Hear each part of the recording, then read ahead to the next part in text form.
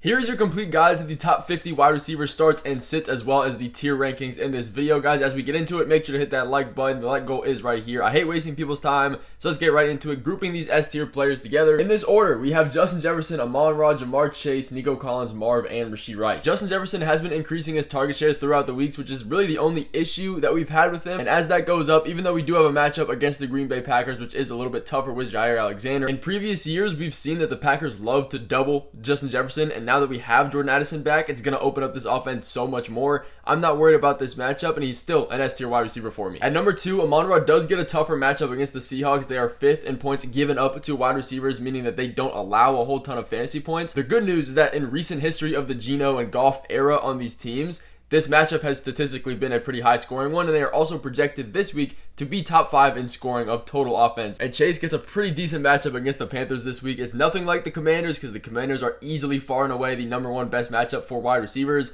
But the thing with the Carolina Panthers defense is that they allow a ton of deep passing attempts. A lot of the fantasy points that get put on the Panthers come from deep balls and deep routes, not the intermediate to short stuff, which is where Jamar Chase really does good in. After all, Jamar Chase is number 1 in receptions, 20 yards or more of the season, despite the Bengals having an 0-3 start to the year. And Nico Collins is a locked and loaded, pretty predictable wide receiver. Despite all of this target competition this year with Tank Dell and Nico Collins, he still is leading the NFL in receiving yards, and now we probably won't have Tank Dell, if not already ruled out for this week, which is going to give him and Stephon Diggs a lot higher of a floor, which I will get into later in the video. It was a great matchup. CJ Stroud and this offense should be more than rolling against the Jacksonville Jaguars. And the next guy in this S tier is going to be Marvin Harrison. He gets the easiest matchup of the week against the Commanders. I was talking about them earlier. They allow 50 total points to wide receivers on a weekly basis. That is insane. This matchup is projected to be the number 1 highest scoring of the week, so we want to be targeting everybody here where we can. I will get into that matchup later in the video as well with other players. And another new face in these rankings is Rashee Rice. This is such a good value for him because he has 44% of Patrick Mahomes' total yards this season, and he's leading the NFL in receptions. And that is only going to keep building on itself with Isaiah Pacheco still being out for 6 to 8 weeks. It's made this offense be a lot more pass heavy and go back to their roots. And we saw that last week with Patrick Mahomes completing the most passes he has in this entire 3-week span. But moving out of the S tier, we have Chris Godwin, Mike Evans, and DK.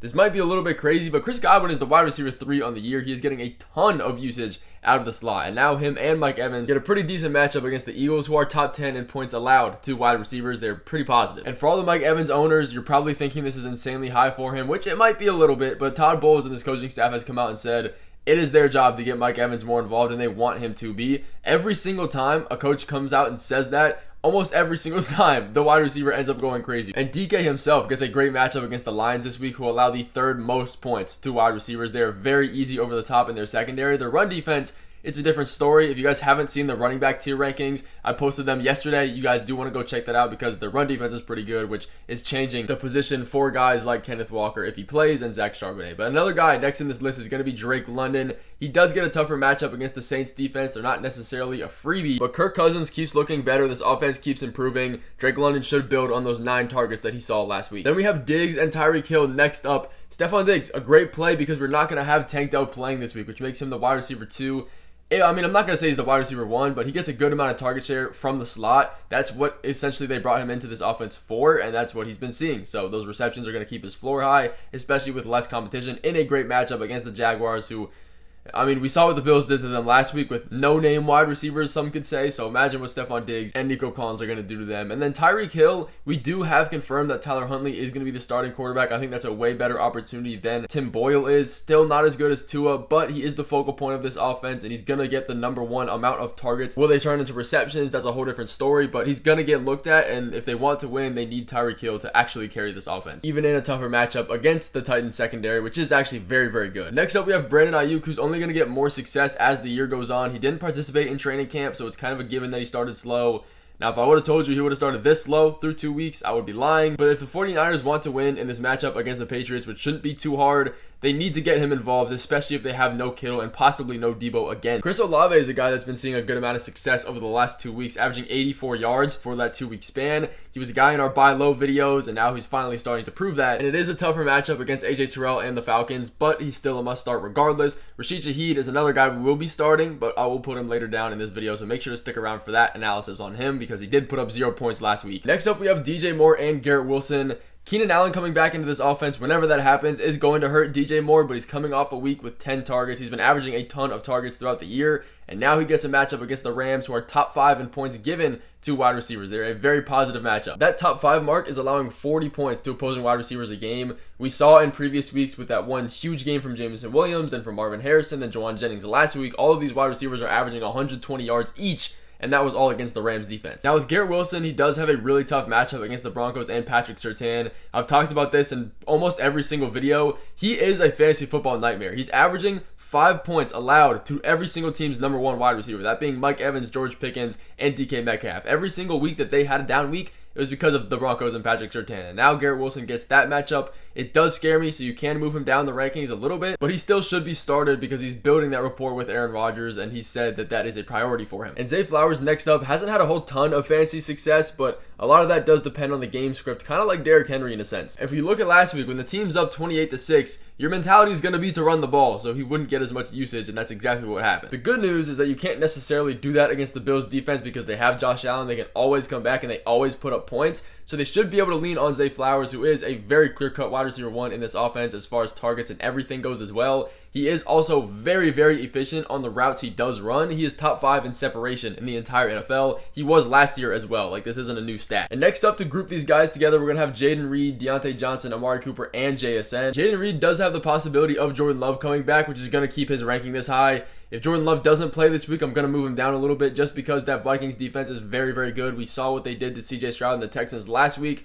It was very bad for them. CJ Stroud could have had 3 interceptions, only finished with 2. They are allowing the 4th least points to opposing wide receivers, so it is a little bit scary. But Jordan Love should be able to elevate this offense enough to keep Jaden Reed startable. Just monitor that situation. And with Deontay Johnson, we can't expect this Panthers offense to be as good as it was last week because the Andy Dalton experience can really only last for so long. Just because as you get more film on Andy Dalton with this offense and with this coaching staff, they're not going to be able to put up 30 points a game. That's just kind of a given. But Deontay Johnson is dealing with a groin injury. He hasn't been ruled out, but he hasn't been ruled in yet, so monitor that situation. If he is out, Xavier Legette is going to be a pretty decent start for you because Adam Thielen is also ruled out as well. But Amari Cooper has finally found success, which was only a matter of time because he was getting the target share. He just hasn't produced it into fantasy points, and now he did. Coming into this week against a Raiders defense who has not been performing this year up to expectation. They are 10th in points given up to wide receivers. It's a pretty positive matchup, and they have no Max Crosby this week. So you can imagine Deshaun Watson is going to get more time in the pocket to get those reads, make those decisions,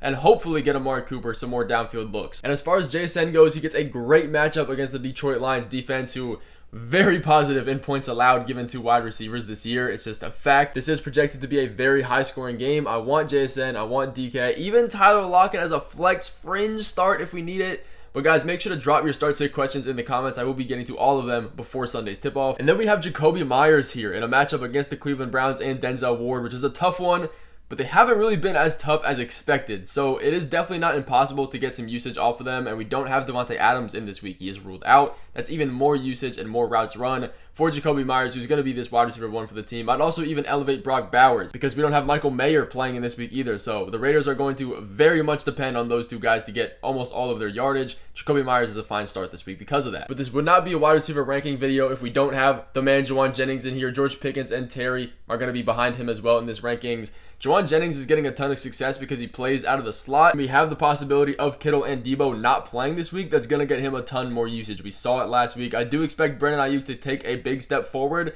I don't think Juwan Jennings is going to get over 20 fantasy points, but he's still going to be a fine start because he is this wide receiver 2 option for the team. The ball has to go somewhere. And George Pickens gets a great matchup against the Indianapolis Colts, who just let up 363 total yards to the Bears offense last week. And when you're looking at Terry McLaurin, it's obviously going to be risky because of this Commanders team and what they are, but he gets a matchup against the Cardinals. This team, this matchup specifically, is projected to be the highest scoring one of the week. We want to be targeting that where we can, and it looks like Terry McLaurin is going to have some success because of that. And he is outside. He's not lined up in the slot, and the Cardinals give up a ton of usage in the slot. Their pass defense as far as deep balls go are a little bit better, but the good news is that Kingsbury has said they want to get Terry McLaurin more involved. You can build on last week's matchup. You saw what he was able to do, but I do trust Kingsbury in this revenge game matchup against his old squad with the Cardinals. Next up, these wide receivers that I'm going to group here are Jameson Williams, T. Higgins, and Khalil Shakir.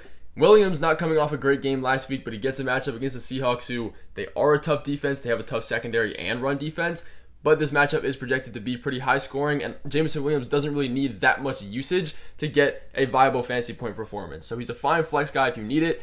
T. Higgins, he didn't have a great game last week, but as far as T. Higgins standards go, he played the most snaps ever coming off of an injury, and he did get a ton of red zone looks against the Commanders last week, so that's obviously positive. He gets a matchup against the Panthers.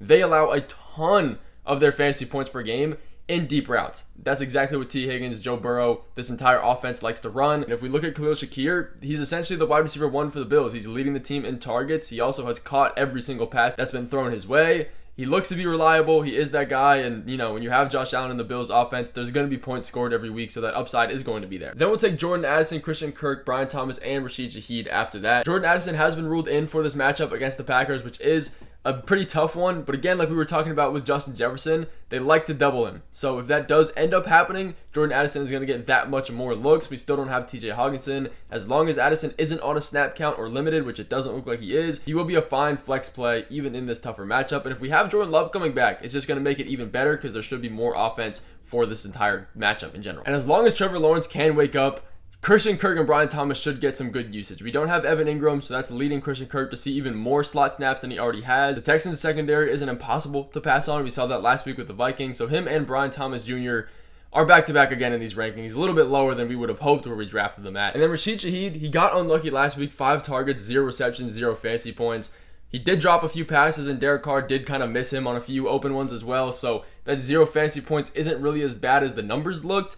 He could have had 8. He easily could have had 8 fantasy points. And now he gets a decent matchup against the Falcons. They are a tough defense as far as allowing fantasy points, but a lot of that should be focused on Chris Olave if he is ruled in, because he is still questionable. If he does miss, Rashid Shaheed's going to be moved up these rankings. Then we'll group these next few chunk of guys together. We'll take Rome Odunze, Calvin Ridley, Darnell Mooney, Michael Wilson, Pittman, and Tyler Lockett. They all have some upside, but definitely some red flags here. If we look at Rome, he gets a step up from last week. He saw his best target share of the year, given Caleb Williams did throw 52 passes. If we don't have Keenan Allen, he's going to be a perfectly fine flex guy. Now he gets a matchup against the Rams, who are very positive in allowing fantasy points to everybody. I was talking about that earlier with DJ Moore, so I won't get too into it. And Ridley gets a matchup against the Dolphins, who are starting Tyler Huntley at quarterback confirmed. I think that's better for them than Tim Boyle is. Still, this game should be closer, which will mean they're going to pass. This is what the offense wants to do. It's their identity. Calvin Ridley is obviously going to have that week-to-week risk with all of this target competition, but he is talented enough to where he should be able to produce. And Darnell Mooney looks absolutely amazing as Kirk Cousins and this entire offense continue to improve. He saw a 24% team target share over the last 2 weeks. Clearly number 2, just barely number 2 behind Drake London as far as targets go in total this year. And Michael Wilson is a guy I'm sneaking into these rankings because he gets a matchup against the Commanders. They're allowing over 50 points to opposing wide receivers this year. They're an amazing matchup. And now we have no Trey McBride ruled out with a concussion. Kyler Murray should lean on him as well as Marvin Harrison that much more. And Michael Pittman has had a very, very undesirable start to the year. Anthony Richardson and this entire passing offense just is not looking great. They're barely completing over 10 passes a game. He is a slot wide receiver and he's getting a decent target share, which does keep him a fringe start. But this matchup against the Steelers is not one where I want to be testing it. He is definitely risky. And we look at Tyler Lockett. He gets a great matchup against the Lions, allowing some of the most points to opposing wide receivers. It's a great high-scoring matchup. That is it for this video, guys. Thank you so much for watching. I will see you in the next one coming on Monday, the waiver wire ads video.